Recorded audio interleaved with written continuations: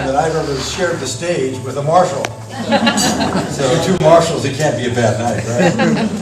This is great. So great to be with you. Vero Beach, my second home. I just love this place and love coming back and seeing you all. And I want to encourage you tonight, and I think when we're done, you'll see why, that you are in a very vital moment in history and a very vital city, perhaps the most vital city in this entire country for exactly what God is doing to change and preserve and establish America once again. I want to tell you the story tonight of two ships, two real ships that were built and sailed from Southampton, England, 282 years apart. One of those ships that I'm going to talk to you about first is a little wine ship that had never gone any further than around the coast of southern England, delivering wine to pubs. Suddenly it was called upon to take a group of exiled separatists who were hated by the king, hated by their own people, had nowhere else to go except Guyana, and thank God they chose to come to New England. They are now called the Pilgrims. They rented this little wine ship. 66 days later, after leaving in late September because the other ship they brought with them leaked and they had to go back and unload half of their passengers, put them on board this Mayflower as much as they could with 4.5-foot ceilings, going back and forth in this cork-like little boat, getting sick, animals on top of them, one box of clothing among them. All of them but one made it 66 days, and they landed 500 miles north of their intended destination. They were headed for New York Harbor, and they ended up north of Cape Cod. They tried to get around Cape Cod. Now I thought that was a Kennedy retreat home. That's why God created it. But now I know that there's a reason. The reason why we have an America today is because of Cape Cod. Because Cape Cod kept the Pilgrims from going south to New York, which would have made them under the King's Charter, which would have made them develop a form of government that was top down and of the King. But because they were forced to land there, they were forced to settle there, and didn't know what they were going to do. There was no water on Cape Cod. They spent 30 days looking for a place to land. Finally, with a little shallop that they had put together, 12 men took 20 days and went down the coast looking for water. They finally, on the last day, when the storm had destroyed their oars and destroyed their sail, they had a day of prayer on a little island called Clark's Island, and they said, God, we don't know what to do. Our children and wives are dying out on this ship. We have no water. We have no place to go. They kept the Sabbath that day. They had the first church service in New England under a little rock on this little island. The next morning, they rowed with their hands 3 miles to the shore and discovered a bay called Plymouth Harbor. They landed on Plymouth Rock, and to the left was a beautiful little stream, and to the right there was a hillside that had already been cleared by an Indian tribe, but for 3 years they had been dead, killed by a strange plague, and there was nothing there but corn that had been planted. Some of it could still be restored. They had a place of protection because they were on the top of a hill. They had water coming down the side. It was perfect. They said, strange coincidence. They went back and got the Mayflower. They came back, and by December 26th of that year, they began to build their first structure. There was 2 feet of snow on the ground. This is during this was not global warming time. This was snow everywhere. Nothing but trees every 18 inches. No place to go. They start building this one structure. The women and children are out on the Mayflower because there's no place for them to stay. The men are sleeping on the ground. Within 3 months, half of them were dead. Only 6 people could walk at one time. They cared for one another with such love that one of the sailors who had cursed them all the way over, and they took care, by the way, of the 32 sailors, even when they were dying of the scurvy and dying of the plague, these pilgrims went out on the ship and took care of these sailors. And one of the sailors said, we let one another lie and die like dogs, but you care for one another like true Christians. That spring, they met their Native American friends and developed a relationship that ended in a 50-year peace treaty in which they lived in in unity with the Patuxet tribe. They were able to have not only friendship, but care for the natives when they were sick and bring them in to give them healing. When the Puritans arrived 10 years later and they were starving to death and dying of the same diseases, their doctor and the Pilgrims went up and died of those same diseases, nursing them back to health. Showing the love of Christ to people they didn't know. To Native Americans that could have scalped them in a moment. And showing forth the way America would be built. One family at a time. One person loving another. One person caring in the love of Christ for another. And they brought the greatest treasure of liberty that the world had ever known. They did not bring that treasure in chests full of gold like the conquistadores who had come over here to steal the gold in Latin America. This was a group that brought nothing except a Geneva Bible and a couple of changes of clothing, 2 goats and 24 chickens. But they had this book. And this was the liberating book of history.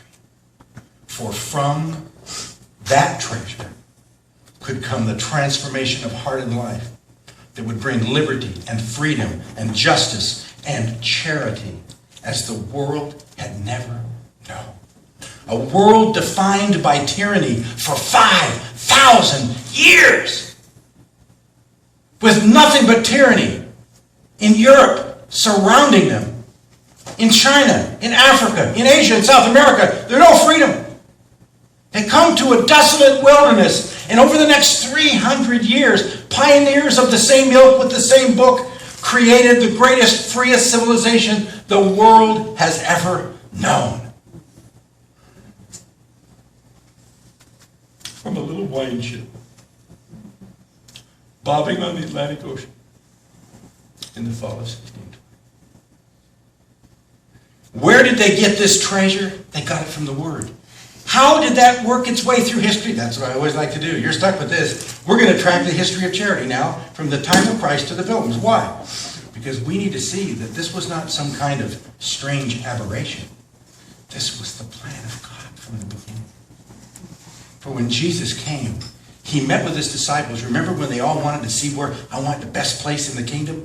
I want to be number one. I know who you are, Jesus. I'm going to be one of your chief guys, right? And Jesus gathered them together in Matthew chapter 20, and he said, he who wants to be first among you is going to be last. He that wants to be the big cheese is going to be the servant. And he proved it by washing their feet and then dying on a cross for their sins. Jesus didn't come to serve, but didn't come to be served. He came to serve. And he said, you will not be like the Gentiles who lord it over their people, but you shall come along underneath and through love and through your character and through your message that I will give you, you will go out and change the course of history forever. This was an army of compassion that was unstoppable. After Jesus' 12 disciples went out, they began to experience not a lot of friendship among the Romans. In fact, they were persecuted for their beliefs. But as they went out, the Apostle Paul, their great leader of their general, this army marches into Rome. Did they have any soldiers, any shields? No. This guy had already been stoned to death. He had already been 3 days shipwrecked. He had already been given the 39 lashes several times. He must have looked like a tomato that had been thrown around like a football afternoon. My name is the Apostle Paul. I'm the leader here. He marches into Rome. The emperor is killing Christians everywhere. The question is, who's going to win this battle? The Apostle Paul trains some people, Gentiles and Jews. They go out and begin to impact their civilization. They go into Antioch, and they, instead of ignoring their relatives when they get sick like the Romans did, they were told to do by their religion, they would go into the streets and pick up people dying of the plague and care for them. And then they would pick up orphans and widows. Instead of giving them out to the wolves to be eaten if you didn't want a little girl, which was the Roman and Greek way of committing infanticide, they would take those children out of the woods when they were thrown out, and they would pick them up and raise them. Throughout city after city, throughout the Roman Empire, people began to realize that there was one army, an army of compassion that was changing the course of history, and that's the army they wanted to be involved in. They looked at the Roman emperors, perverts, everyone, who were killing and raping tens of thousands in colosseums all over the Roman Empire. And they said, I don't know. I don't think these people have the answer. It was a culture of death versus a culture of life. And the difference was that Rome died.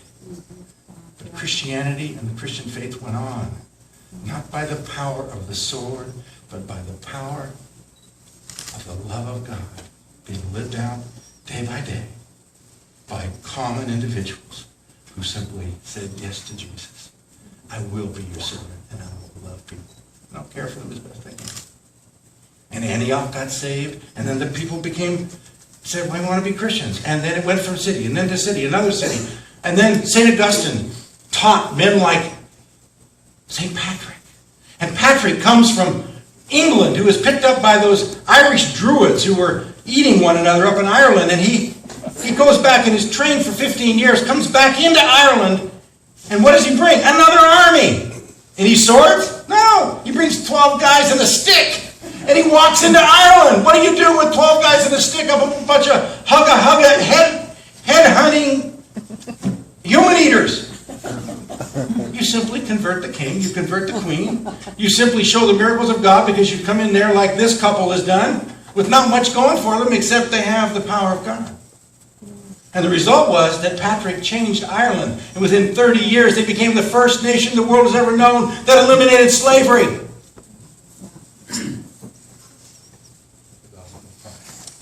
Now, I can't give you the whole story, unless you want to come on my cruise this summer. We're going August 4th, we're leaving on a 4-nation cruise around Ireland, England, Scotland, and France.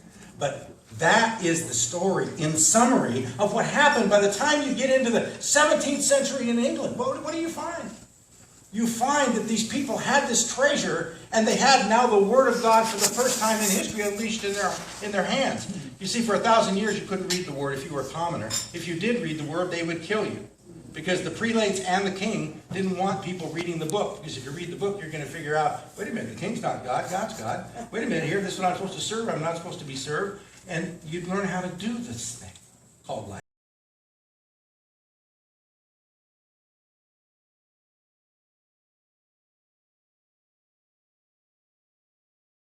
The vast majority of them biblically based Christians, and they founded this nation to the glory of God. And over the next 300 years, they lived out those principles in their lives. Did they have a government that was big enough to care for the needy and the poor of all these people that were living on the frontier with no welfare system?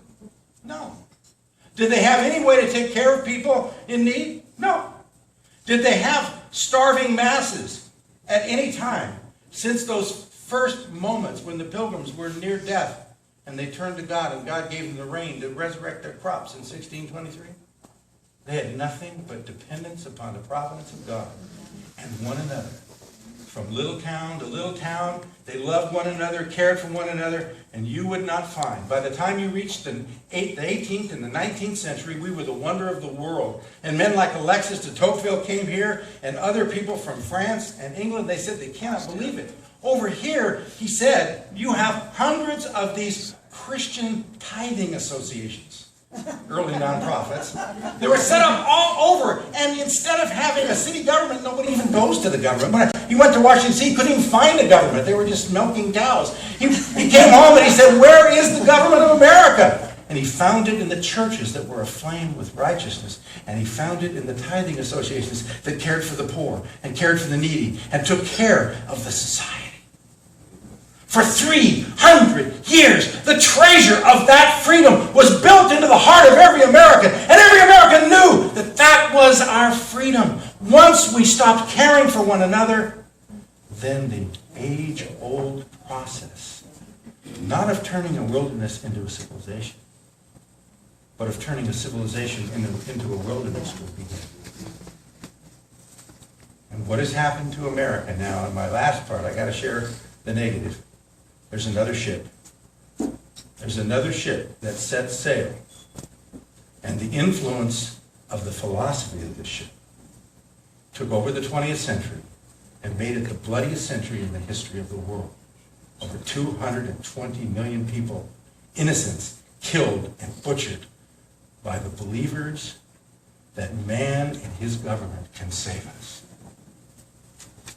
And it was led symbolically by a ship that was created. It was the largest single piece of human-made gear ever put together in the history of mankind. In April of 1912, it set sail. It's called the Titanic. On the Titanic came much of the exemplary wealth of the world. Astor, many of the leaders who were going back to New York City would be there in a few days, breaking the world record. As the bosun said when you got aboard that ship, he said, God himself could not sink this ship. That was not a good thing to say. In fact, the captain did not even give spyglasses to the guys up in the crow's nest. He says, we don't need it. What would you need that for? The women demanded that the lifeboats be taken out of first class because their dresses had to be, 7 feet across, and you had to have at least 7 ladies be able to promenade on the upper deck. And so they got rid of a bunch of lifeboats. You know what happened 4 days later? Coming streaming across the North Atlantic, they hit an iceberg. And within 3.5 hours, 1,500 people went 12,000 feet down to their death. Exemplary of what happened in 20th century America, when we began to turn our faith from God Almighty to man's own genius. We began to think that the science can save us, that man can save us, that we really are not sinners in need of a Savior. What we are individuals who simply are, as Rousseau said in the Enlightenment, we're just happy heathens. And they were so happy when they were naked savages. Now civilization has ruined them. All they need is a better environment. And if we can only have a better government that will then feed and clothe them and take care of them, then men who are all basically good, aren't we all basically good? We will all become so good if you'll just simply give us a car and a radio and a TV, and if you just make us happy and give us enough of everything, then this whole problem of sin will go away. It's called modern humanism. Humanism is nothing more than the ancient paganism of Rome and of Greece and of the ancient Egyptians come back. It is man trying to be God on his own. It goes back to the garden when Adam was tempted by the serpent, that you shall be like God. All you got to do is just eat this apple, and you're going to know right from wrong yourself. You don't need God. You just need to eat the apple here, and then you're going to have it. Well, that's what the 20th century began for most of the world, and much of Western civilization has shriveled and is now dying on the vine, is it not? Not because of some economic problem or sequester, or it's not a simple problem that Fox News or CNN is going to figure out. This is a very deep problem. It goes deep within our hearts and deep within our culture, and it is we're depending on the wrong ship. We have left the Mayflower. We've got on the Titanic. And we've said, we're going to do it ourselves, God. And like the Humanist Manifesto said in 1933, when John Dewey and others signed it, it was the great progressive that led our children into this secular age and took away our history. In the Humanist Manifesto, it says very specifically, there is no God to save us, we must save ourselves. That's the story of the 20th and the 21st century. It's not the total story, though. Because you see, the army of compassion hasn't gone anywhere. It's still here. It's in every hamlet in America. It is in evangelical churches and churches throughout this country. It overwhelms any other single minority in the country, even to this day. 80% of the people in America still call themselves Bible-believing Christians. They still believe in the God of Abraham, Isaac, and Jacob. They still, many if not most of them, would say this is the answer. God is our hope. But for most of them, they've been taught to wait on government, to wait on something to happen from the top down. And many are depressed. How many of you have been tempted to be discouraged even in the last year or two when you see America going the way it is? I know I have. I have had my down nights. How do you get out of that? Let's begin to realize that God's strategy has always been the same. And God has not given up on America. He's not given up on his world. He came to reconcile the world. His way of reconciliation has always been one individual, one family, one church, one community at a time. That's the way the nation's saved. When you have the movie you have before you, it's called Monumental. And in that movie, Kirk Cameron and I, to an extent, I'm telling you the story of the Pilgrim Fathers and how they built America. And Kirk Cameron ends the story by looking in the camera and he says, America's not going to be saved at the White House. It's going to be saved at your house. And he said, I'm going back. I'm going back to raise my family. I'm going back and I'm going to stand up and I'm going to make a difference. And if one and then two and then 1,000 stand up and begin to care and love and reach out, these economic problems will melt in a decade. If we cared for the needy and the poor, if we educate and develop these young people that this couple are doing right here and so many ministries in this community, Vero Beach, I believe, is going to become one of the great examples, if not the great example in America, of a city that cares for its own. And the example that's being set here is so grand. Because now those same people that come and learn this glorious ministry and learn this history and learn what God's strategy is, they're going to be able to go back to their communities and apply that to their little cities and hamlets throughout America and Canada. That's the beginning of not a political revolution, but a spiritual reformation. That's what America needs. Then the White House will take care of itself. If we've got people living the life and loving the people, then the love of God comes out and people go, I could have had a VA. Why didn't I think about it? See, some of you are old enough to know the joke. You remember the advertisement from 1983. But you see, there is hope.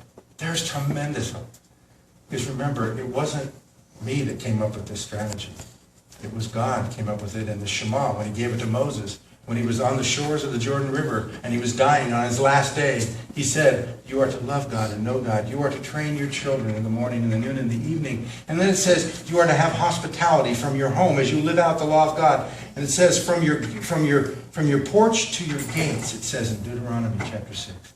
You know how you save the country? You know how you save the city? You start on your own porch through hospitality by having these sing-alongs, by reaching out to those kids and doing what you're doing and what you do in your community. When you do it with you bring in a neighbor, when you bring in a needy person, when you adopt a child, what you're doing and what you're saying is the love of God comes to your house today too.